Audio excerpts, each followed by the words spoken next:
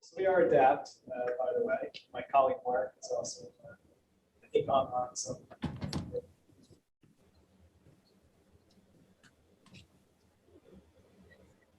we have to go to the start of the second slide.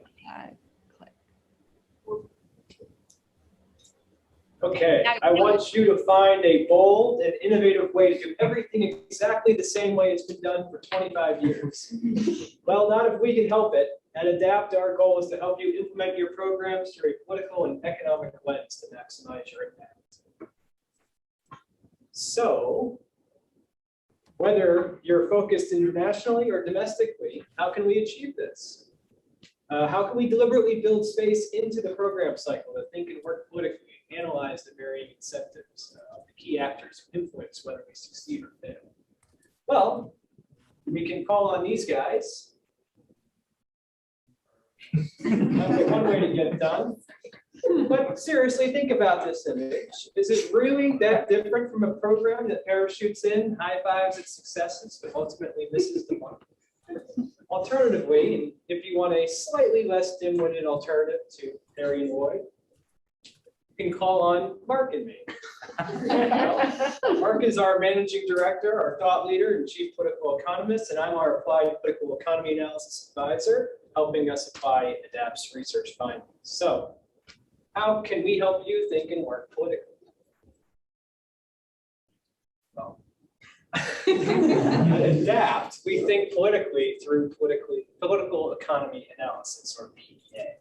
So this is our analytical approach for unpacking the underlying reasons why things happen in a given context and the specific behaviors, the incentives that drive behaviors of actors.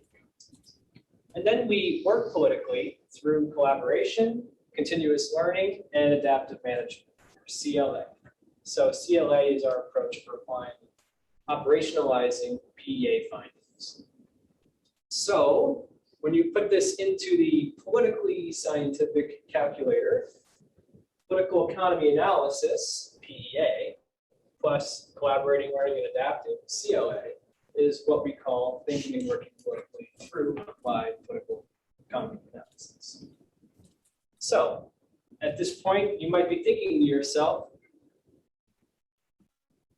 huh, I was not aware of that. You may also be thinking now, we're not worthy, we're not worthy. Well, you are worthy, and your programs are worthy and do matter. In our opinion, so do the politics. So, how do we answer these thorny why questions? Well, at ADAPT, we use the applied PEA framework. And we use this framework in conjunction with other forms of analysis, such as gender analysis, stakeholder analysis, and we use this to bolster our PEA findings and ensure that we're taking an inclusive approach to our research. So, the PEA framework is what I'm going to define now, and it begins with the purpose of our analysis and agreeing on two things specifically. One, the levels of analysis that we're going to conduct at the global level, national level, sectoral level, or issue level. And then the second thing are the core questions and supporting questions that we're trying to answer.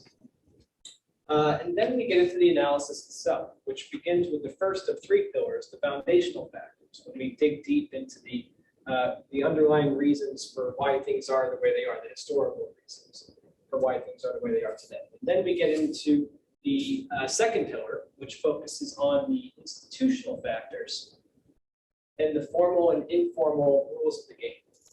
And these are what really also influence the behavior of some key actors in relation to the core question we're trying to answer. And the written rules are the formal rules, constitutional, legislative, and the informal rules are the unwritten rules or the unspoken of norms influencing those behaviors. And then we get to our third pillar, which is the here and now, current events such as changes in political leadership, economic shocks, natural disasters, pandemics, as we all know, that are influencing the behaviors and incentives of actors. And then, once we've analyzed these three pillars, then we want to look at the most important thing, which is dynamics across all three.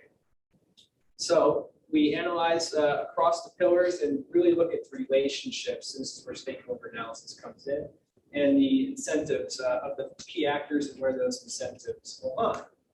And then ultimately, from that analysis, we can determine the implications of these dynamics on programming. And this is really the key output of PDA, which ultimately culminates in our core recommendations for project implementation.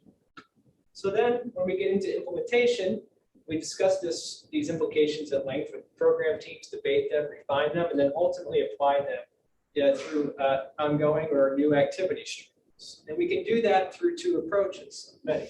But one is we can take a small bets approach where we're kind of testing the viability of these ideas and seeing if they work with small bets, small investments, and then taking them to scale with larger bets once they demonstrate viability, or those that do demonstrate viability. And then this cycle continues after a baseline. We continuously analyze and build on top of that, and the iterative learning process is called collaborating, learning, and adapting.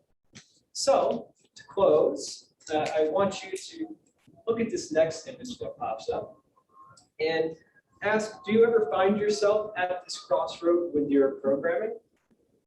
So the leftward path is the one we're tempted to take when we're under pressure to perform, and the priority is to complete our required deliverables on time. But by no means is this the simple path. Delivering in the environments where we work in is very difficult. It's hard.